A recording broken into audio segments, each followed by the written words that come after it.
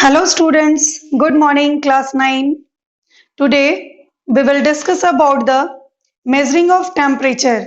What are the units to measure the temperature? Temperature can be measured in degree Celsius, also in the Kelvin scale, which is called common unit and which one is called SI unit. We will start from common unit. Common unit of measuring of temperature is degree Celsius. It was invented by Andre Celsius and it is denoted as degree C. In degree Celsius, melting point of ice is 0 degree Celsius. Boiling point of water is 100 degree Celsius. So this unit is called common unit of measuring of temperature. SI unit of temperature is Kelvin. It is denoted by K and it was invented by the William Thomson Kelvin. Melting point of ice in Kelvin scale is 273 Kelvin and boiling point of water is 373 Kelvin. In Kelvin scale, we do not use the degree C or the degree. We only write down K for Kelvin. Now, there is relation between the Kelvin scale as well as in the degree Celsius. What is this relation? Relationship between the degree Celsius and Kelvin scale. As you know that melting point of ice is 0 degree Celsius and melting point of ice in Kelvin scale it is 273 Kelvin. It means 0 degree Celsius is equivalent to 273 Kelvin. And from here we can find out the formula for conversion of Kelvin to degree Celsius or degree Celsius to Kelvin. These are temperature on Kelvin scale is equal to temperature on Celsius scale plus 273. We have the second formula, that is temperature on Celsius scale is equal to temperature on Kelvin scale minus 273. By using this formula, we can convert the temperature given in Kelvin scale to Celsius or temperature given in Celsius scale to Kelvin. We have a question. Convert 297 Kelvin to Celsius scale. Temperature is given 297 Kelvin and we know that formula to change the Kelvin to degree Celsius, that is temperature on degree Celsius is equals to temperature on Kelvin scale minus 273. Temperature on Kelvin scale given, we will go for 97 minus 273 and we get 24 degree Celsius. So by using the formula, we can also change the degree Celsius into Kelvin. Now we have next topic, that is change in state of matter. The physical state of matter are solid, liquid and gas. We know that solid can changes into liquid, liquid can changes into gas and gas can also changes into liquid, liquid can also change into solid. How it is possible? There are two main ways to change the state of matter.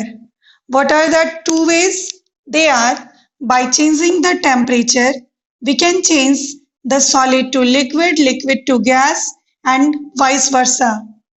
Similarly, by changing the pressure, we can also change the state of matter. One by one we will discuss. Now we start from first one.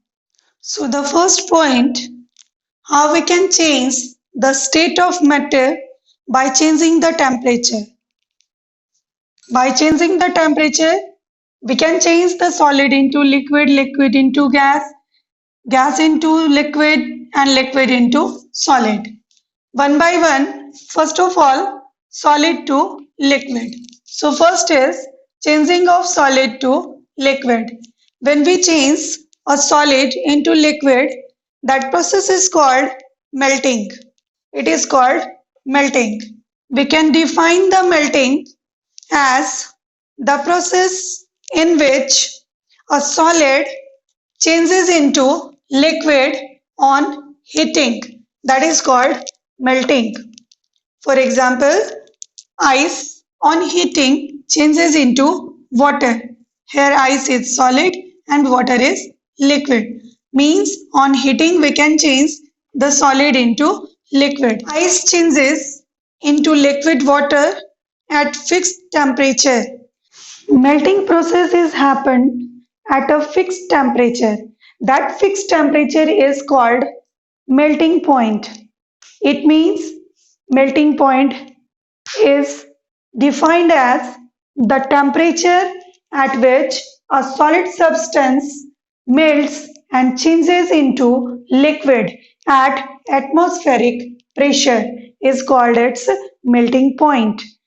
Atmospheric pressure means pressure exerted by the gases of atmosphere, that is called atmospheric pressure. Different substances have its different melting points. For example, melting point of ice is 0 degree Celsius, melting point of iron is 1535 degree Celsius, and melting point of wax mold, that is 63 degree Celsius. Now, one question is here, why solid changes into liquid on heating?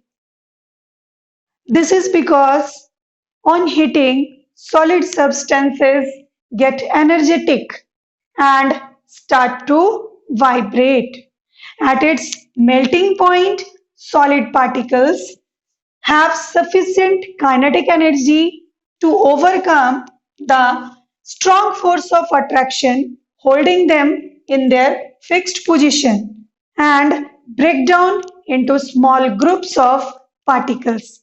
Hence, solid melts and to form liquid. Means on heating, solid particles by absorbing heat energy get energetic and start to vibrate. When it reaches its melting point, they have the sufficient kinetic energy which is overcome to the force of attraction which hold the particles, and so that they break down that particles into small groups, and hence solid start to melt and changes into liquid form. This process is called melting. We have second change by changing the temperature, that is liquid to gas. Liquid to gas change is called boiling or called vaporization. The process in which a liquid substance changes into gas on heating is called boiling or vaporization. This vaporization or boiling process also takes place at a fixed temperature. That fixed temperature is called its boiling point. Boiling point we can define as the temperature at which liquid boils and changes into gas at a atmospheric pressure is called boiling points of liquid.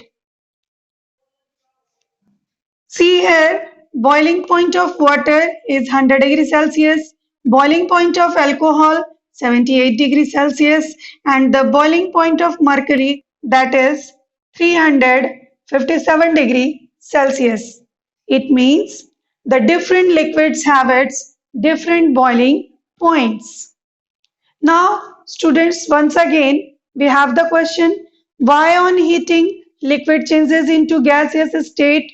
And the answer is, on heating, kinetic energy of liquid particles increases by absorbing the heat, so that when it reaches its boiling point, at their boiling points, liquid particles have sufficient kinetic energy to overcome the strong force of attraction holding them together, and hence they separate the individual particles, hence liquid boils and to form gas.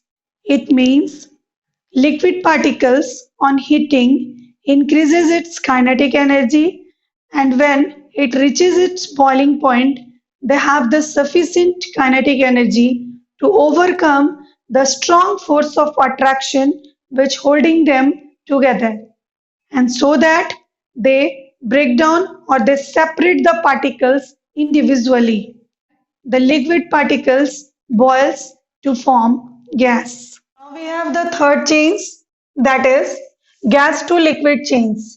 When gases changes into liquid, that process is called condensation. It means we can define the condensation as the process of changing a gas or vapor to a liquid by cooling is called condensation of gas. Why this condensation of gas happen? Because when a gas cooled, its particles lose their kinetic energy and slow down. Particles of gas move closer together until they start being attracted to each other and hence to form liquid. Why liquid changes into solid on cooling?